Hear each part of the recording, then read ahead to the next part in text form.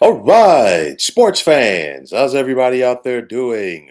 William Martin coming at you one more time here on YouTube with another edition of the 300 Pounds of Sports Knowledge Podcast. This past offseason saw some high profile running backs around the National Football League seeking to get paid and get long term deals. The New York Giants slapped the franchise tag on running back Saquon Barkley, while the Las Vegas Raiders did the same to Josh Jacobs and the Dallas Cowboys to Tony Pollard. Now, Indianapolis Colts running back Jonathan Taylor was also seeking a pay increase as 2023 is the last year on his rookie deal. Now, over the last couple of months, there's been plenty of back and forth between Taylor and the Colts as the Pro Bowl ball carrier was even seeking a trade if the Colts were not willing to pay him like he wanted to be compensated. Taylor has not played for the Colts yet this season as he's been on a pup list, but things are looking much different now in Indianapolis as Taylor and the Colts agreed on a 3-year extension for 42 million with 26.5 million of that being guaranteed. In my opinion, this is a win-win for all parties. And I say that from Taylor's standpoint, he's now one of the highest paid running backs in the NFL. He's got his money short term, of course. And I say short term because if you're the Colts, you just paid one of your best players, but it's not a super long term deal. And of course, at the running back position, where a lot of people are always skeptical about guys getting hurt, their durability, you name it.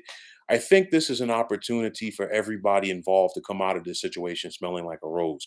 Now, unlike some other running backs that have been seeking big deals during the offseason, Taylor does not have the injury history like some of them do. And then on top of that, he's not even going to be 25 until January. And I think this is a huge shot in the arm for the Colts because now you get one of the best running backs in the NFL back. And then on top of that, this should definitely help the rookie campaign of quarterback Anthony Richardson, as well as that of rookie head coach Shane Steichen.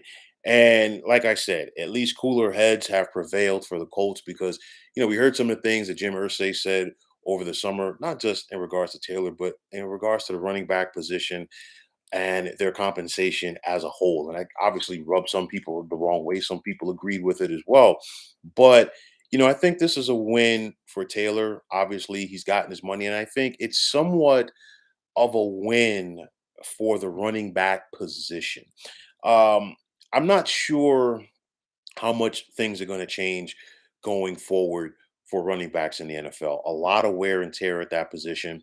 And it's one of those where what unlike other positions, I think more at the running back position, what you've done good is used against you when it comes to, negotiation time for a new deal.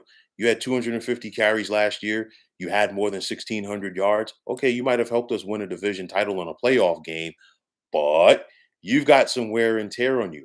Then, you're also going to look at the fact that, if this guy played in college for 2 or 3 years and he was a starting running back, might have gotten 200, maybe even more carries per contest. All of that's going to come back against you. You look at a guy like Saquon Barkley, he was seeking that long term deal from the Giants over the offseason. It didn't work out. And, I think the likelihood of that, regardless if Barkley was able to stay healthy this season or not, was going to be diminished because he now has an extra year of wear and tear on his body. You look at Nick Chubb. Nick Chubb from the Cleveland Browns was a guy who was looking to cash in, and we saw the injury that he had. The same thing could be said for the likes of Josh Jacobs and Tony Pollard. They're not going to get the money that they were seeking. So I think it's a short term win for the running backs, and I think you have to take even the small victories, you have to take them with a smile and be happy.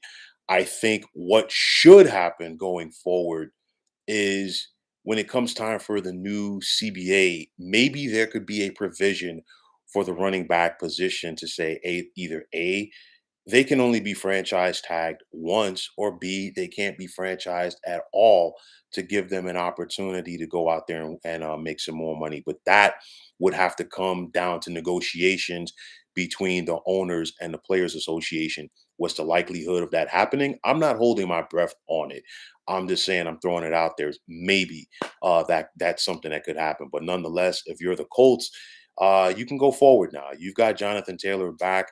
You've got him with you for the next couple of years. A very productive running back. We're talking about a guy who just 2 years ago led the NFL in rushing with more than 1,800 on the ground, along with 18 TDs. So if you're the Colts, things are looking up for you. Anthony Richardson, the young rookie quarterback, is showing promise. You're right there in the mix in the AFC South. We're basically at the quarter point of the season, and everybody in the AFC South is 2-2. Like I talked about it earlier on my picks. The Colts play the Titans tomorrow. Theoretically, they could win that game and be in first place all by their lonesome, depending on what happens for both the Texans and Jags tomorrow. We've got to wait and see. But nonetheless, Jonathan Taylor's back with the Colts. A huge piece of their team is back, and let's see how Taylor and the Colts work things out going forward in Indy. So, folks, that is going to wrap it up. And as always, I want to take this time out to thank you for tuning into the 300 Pounds of Sports Knowledge podcast here on YouTube. I want to take this time out to thank all of you fine folks out there for tuning in. And if you have not already, please feel free to subscribe to this channel. Now, if you're on the X, formerly known as Twitter, please feel free to follow me at 300 Pounds of Sports. And like I always say, if you follow me, it'll be my pleasure to follow you right back. There's also the sports discussion group on Facebook at the Sports Depot 365. Now you can check it out, drop a line, and be a part of one of the better sports debating sites going on social media. So once again, fine folks, my name is William Martin, and I am signing off. And I'm saying take care and have yourselves a wonderful day.